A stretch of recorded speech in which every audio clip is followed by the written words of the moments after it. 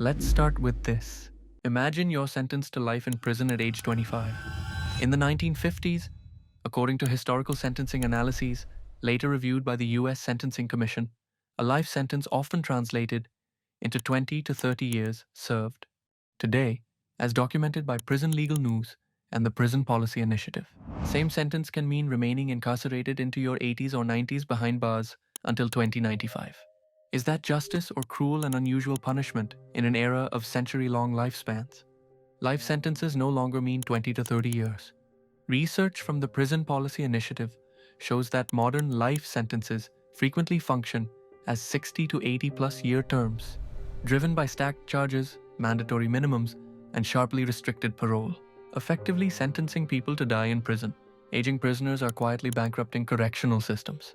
According to Human Rights Watch's Old Behind Bars and data cited by the National Institute of Corrections, incarcerating elderly inmates costs taxpayers 3 to 9 times more than housing younger prisoners, largely due to chronic disease management, mobility assistance, and end-of-life care. Cognitive decline collides with criminal justice. The Alzheimer's Association, supported by findings from the Lancet Commission on Dementia, reports that 1 in 5 women has a lifetime risk of developing dementia, starting after age 45, raising an uncomfortable question. How does a justice system built for young minds handle defendants and inmates whose cognition may deteriorate decades later? Meanwhile, elder abuse is becoming a global epidemic. The World Health Organization, echoed by the National Academies of Sciences, estimates that approximately 1 in 10 older adults worldwide experiences abuse, neglect, or exploitation, most of it hidden, unreported, and occurring behind closed doors. What does punishment mean when people live twice as long? Do we need geriatric courts, dementia protocols, and age-based sentencing? Or do we accept that our criminal justice system is still operating on 1950s life expectancies? We're imprisoning people for nearly a century while spending billions on their end-of-life care. Now let's move to the next thing. Marriage vows say, "Till death do us part." But what if death doesn't arrive for 70 or 80 years? Demographers at Stanford Center on Longevity and Harvard School of Public Health now warn that we are living through the first era in history where marriage must survive half a century or more. Welcome to the age of serial monogamy, where your life partner increasingly becomes your 20-year partner, sometimes twice. Marriages are lasting longer, but fewer last a lifetime. Research synthesized by the National Bureau of Economic Research and Pew Research Center shows a growing pattern of sequential, long-term marriages, multiple 20 to 30-year unions across one extended lifespan, driven by longer life expectancy, divorce normalization, and remarriage in midlife. Families are stretching vertically, not horizontally. Sociologists at Boston University and the Gerontological Society of America describe today's households as beanpole families, 4 or even 5 generations alive at once, but with fewer siblings at each level, concentrating emotional, financial, and caregiving pressure on fewer people. Midlife has become the pressure point of civilization. According to Pew Research Center and the US Bureau of Labor Statistics, roughly half of adults in their 40s and early 50s are now part of the sandwich generation, simultaneously supporting children and aging parents, often while working full-time. Romance didn't retire, it went digital. Studies from Pew Research Center and Oxford Internet Institute show a sharp rise in dating app usage among adults over 60, with many seeking companionship or remarriage after divorce or widowhood, what sociologists now call third-act relationships, and no one designed the caregiving rules. Family policy researchers at the National Academies of Sciences and MIT Age Lab highlight a growing blind spot. In blended, remarried, multi-partner family systems, responsibility for elder care, especially for great-grandparents, remains legally, financially, and emotionally undefined. How do we design relationships for century-long lives? Do we normalize relationship chapters? Create new legal frameworks for serial marriages? Build intergenerational family contracts? 59.7 million Americans already live in multi-generational households. We're reinventing family structure in real time. Let's talk about this part. You spend 10 years becoming a master craftsman. Just as you're ready to step into leadership, the master announces, "I'm 72 and just getting started. I'll be here another 20 years. Economists at the OECD and World Economic Forum warn this is no longer anecdotal, it's structural. In a world of longer lives and delayed retirement, expertise doesn't pass down, it stalls. Your skills risk becoming obsolete before you ever get your shot. Positions are occupied longer than any system anticipated. Labor economists at the OECD and International Labour Organization document how longer working lives and delayed retirement concentrate senior roles for decades, slowing advancement and flattening career ladders for younger workers. An 80-year lifespan means repeated skill extinction events.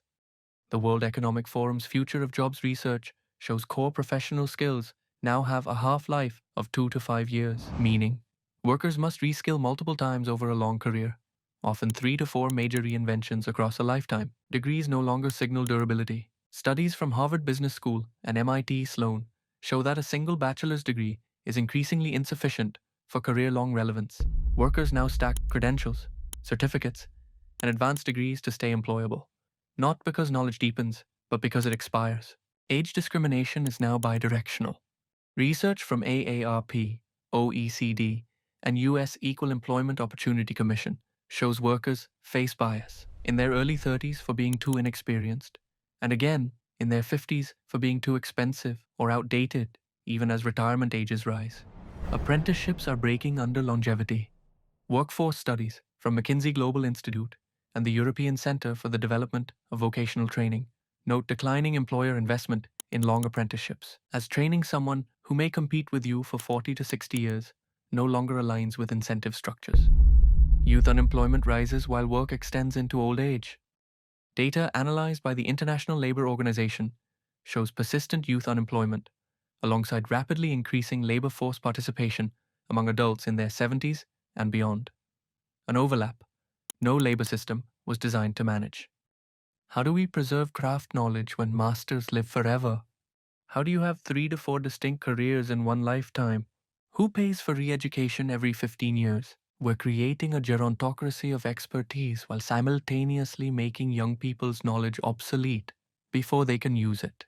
Innovation dies when the old won't leave and the young can't enter. Now we will see something else.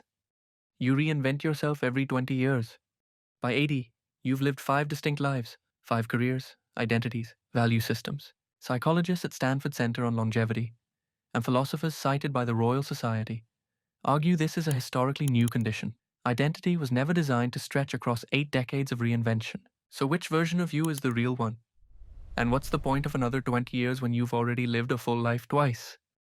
Existential dread now stretches across decades. Longitudinal studies referenced by Harvard Study of Adult Development and the Lancet Psychiatry Commission show that meaning-related distress, is this all there is, no longer peaks in midlife, but re-emerges repeatedly as lifespans lengthen. Identity fracture becomes cyclical, not transitional. Research from Erickson's Lifespan Development Framework, extended by modern psychologists at American Psychological Association, shows that identity crises, once expected in youth, now recur every few decades as individuals are forced to reinvent themselves to remain socially and economically relevant. Grief no longer comes once or twice. It compounds. Studies from the Gerontological Society of America and National Institute on Aging document prolonged and cumulative grief in long-lived populations as individuals outlive spouses, siblings, close friends, and in some cases even children. Urgency collapses when time feels infinite. Behavioral economists at London School of Economics and psychologists, cited by APA, describe a growing failure to launch dynamic. Delayed adulthood milestones, driven not by immaturity, but by the perception of having endless time. Boredom becomes pathological. Research published in Nature Human Behavior and synthesized by World Health Organization links chronic ennui in later life to depression, cognitive decline, and risk-taking, especially among individuals who have already achieved traditional life goals multiple times. Survivor guilt enters civilian life. Psychologists writing in the British Journal of Psychiatry and Journal of Traumatic Stress note rising reports of survivor guilt among the very old, not from war or disaster, but from outliving everyone who once anchored their identity. How do we build psychological resilience for 100-year lifespans? Can humans maintain purpose and meaning for a century? What happens to identity when you live 5 different lives? We're extending life without extending meaning. A mental health crisis among the very old who have decades left to live, but nothing left to live for. Let me explain this one. The average US senator is 64 years old. A figure confirmed by political demography studies from the Congressional Research Service and Pew Research Center. These lawmakers will help craft climate, healthcare, and economic policies whose consequences will unfold far beyond their lifetimes. They'll accumulate wealth they may never spend. They'll vote on a future they may not inhabit. And mathematically, older voters already wield far more electoral influence than younger generations. Gerontocracy. Leaders in their 70s to 80s making 50-year decisions. Political scientists at Pew Research Center and the Brookings Institution document that American political leadership skews older than the general population, especially in legislative bodies with many holding power well into their 70s and 80s. These leaders make long-term policy decisions on climate, social security, healthcare, and infrastructure that will shape the next half-century. Generational wealth concentration. Boomers holding assets into their 90s. Research from the Federal Reserve's Survey of Consumer Finances and the Urban Institute shows that wealth is heavily concentrated among older cohorts, especially baby boomers who retain the majority of investable assets well into advanced age. This concentration affects intergenerational economic mobility and distribution. Voting blocks calcifying, elderly outvoting the young on the young's future. Analyses from Pew Research Center and the US Census Bureau show that older citizens vote at much higher rates than younger ones, giving the elderly disproportionate electoral influence over issues like taxation, climate, education, and social policy, often beyond the interests of younger generations. 40-year political careers becoming normal. Data tracked by Ballotpedia and interpreted by political analysts at Brookings finds that long tenures in public office, spanning 20, 30, or even 40-plus years, have become common, concentrating legislative power over decades rather than refreshing representation generationally. Paradox: longer lives, shorter thinking?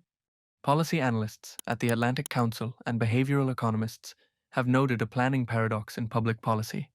Even as life expectancy rises, planning horizons often remain short or tied to electoral cycles, rather than the lifespans of younger generations who must live with the consequences. Constitutional design for a 40-year world. Historians and legal scholars at Yale Law School and the American Bar Association point out that many foundational democratic frameworks were created in a context where average life expectancy was roughly 40 to 50 years. Institutions were not architected for citizens living into their 80s, 90s, or beyond, raising fundamental questions about representational fairness across generations. Do we impose mandatory retirement ages? Create generational representation quotas? Give the young veto power on long-term decisions? Institute cognitive testing for leaders over 70? A government of the old, by the old, for the old, making decisions about a world they won't live to see, while the young inherit consequences they never voted for. Now let's go ahead. You graduate at 22 with a degree. By 32, much of it is outdated. By 42, you're retraining. By 62, you're on your third career and fourth major credential. Labor economists at the World Economic Forum and OECD now acknowledge a structural shift. Workers will spend more cumulative time learning than at any single job. Education is no longer a phase of life. It's a lifelong treadmill.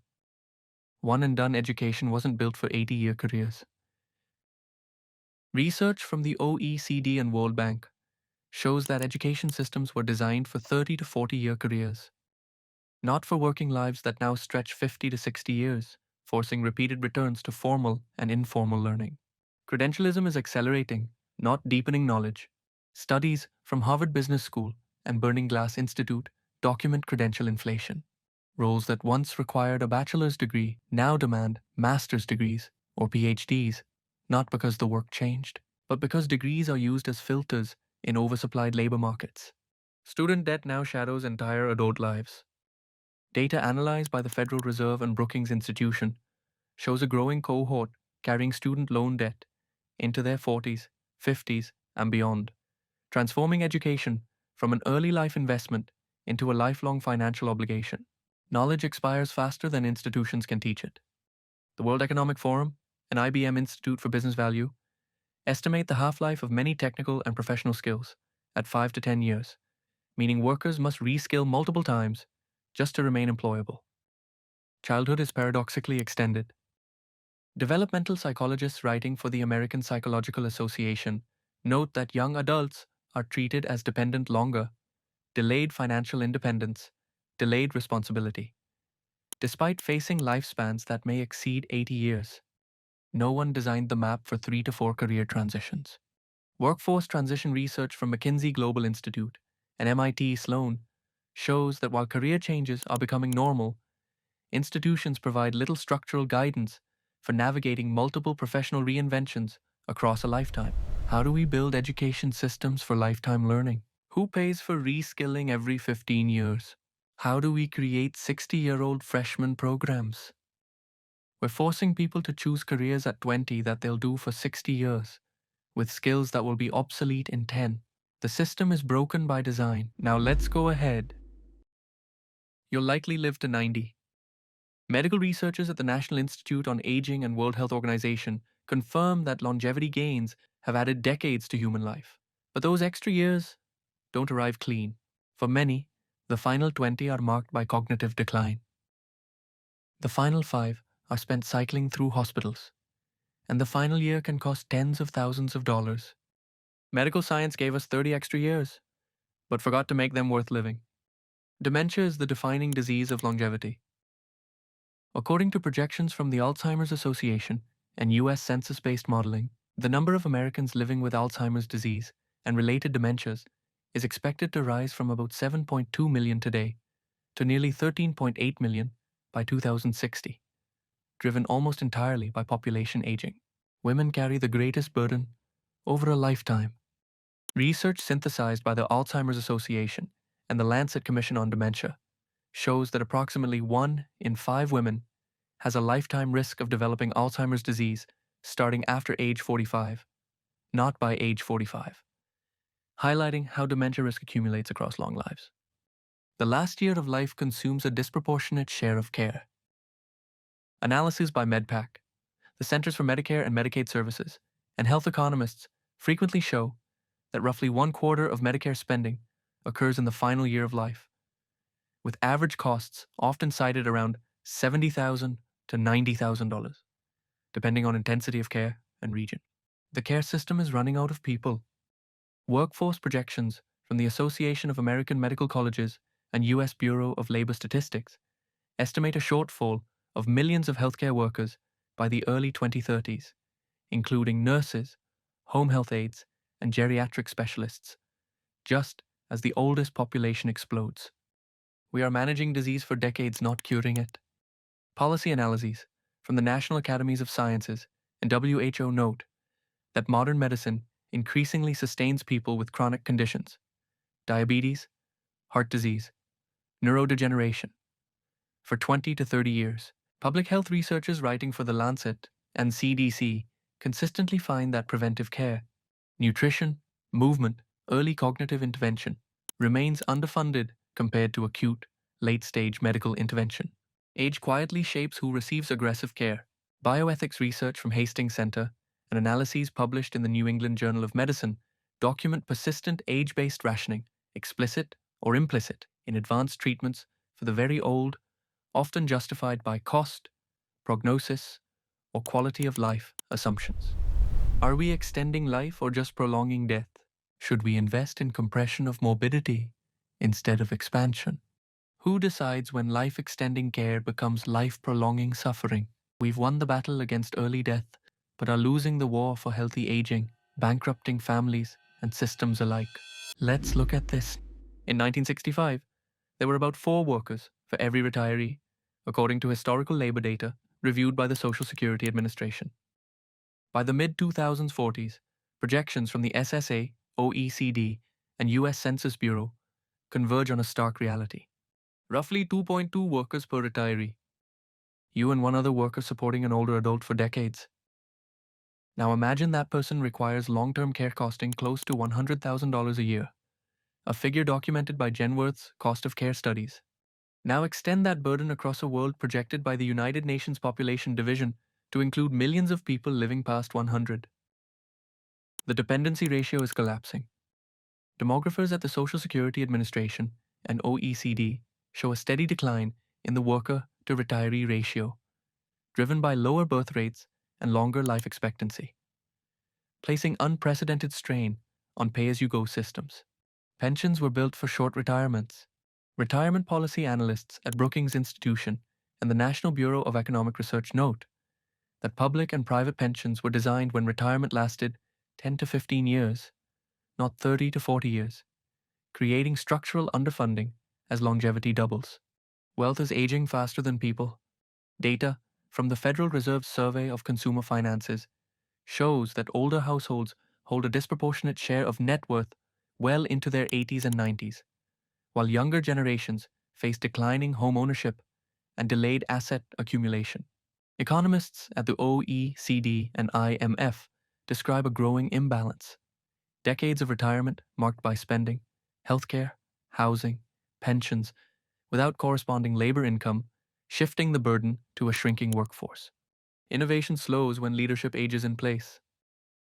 Organizational research summarized by Harvard Business Review and MIT Sloan suggests that risk tolerance declines with age in managerial roles, and prolonged tenure can reduce adoption of disruptive innovation, especially when advancement pipelines are blocked. Social Security's clock is running. According to trustees' reports from the Social Security Administration, the trust fund faces depletion in the mid-2000s and 30s, after which incoming payroll taxes would cover only a portion of promised benefits unless reforms occur. Do we redefine retirement entirely, make people work until 80, tax wealth hoarding, create forced inheritance, institute means testing for Social Security?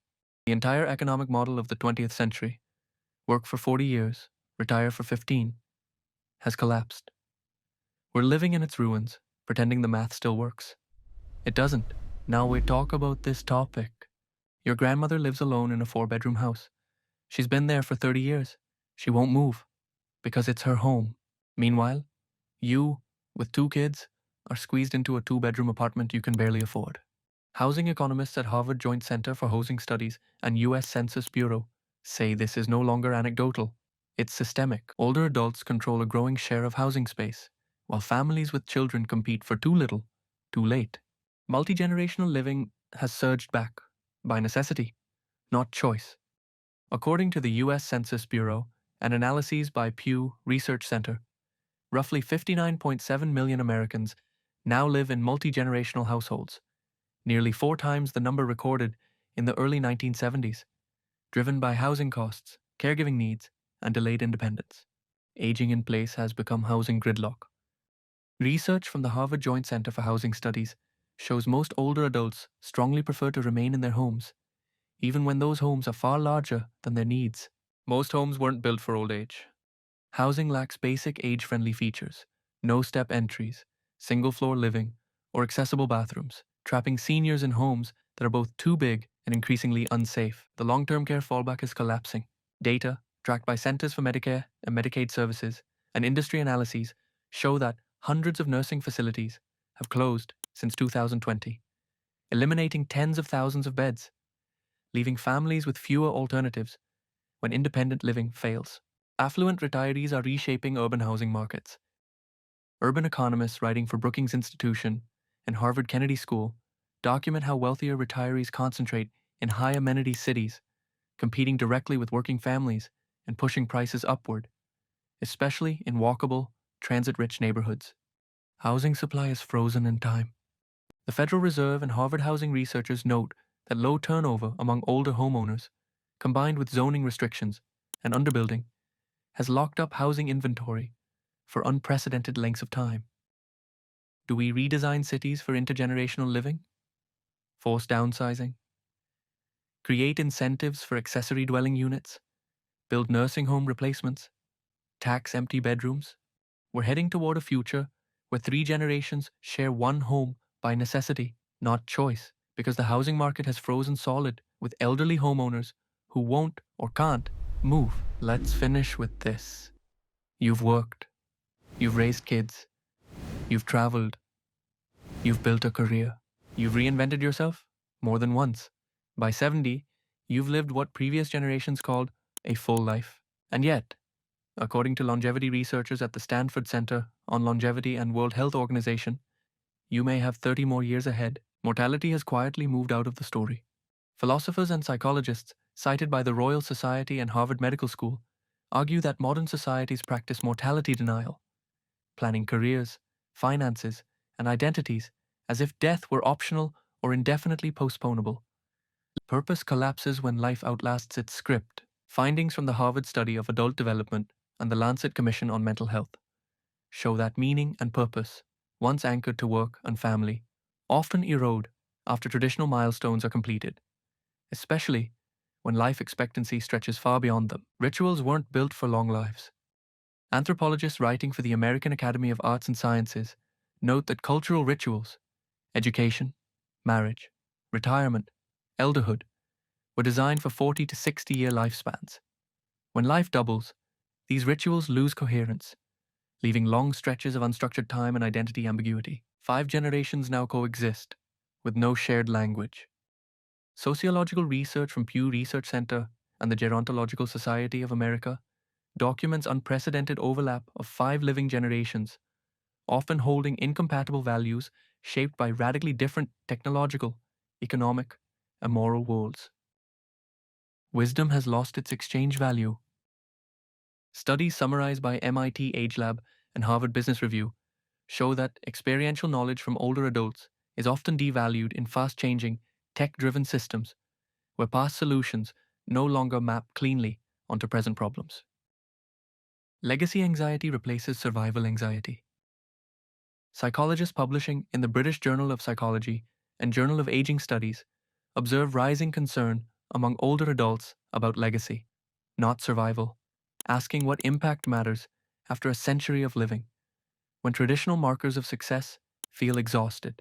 How do we build meaning-making infrastructure for 100-year lives? Create new rituals, honor wisdom in a world that changes every decade, build narrative frameworks for century-long stories? We've achieved biological immortality, almost, but forgotten why we wanted it. The result? Millions living longer with no idea what they're living for.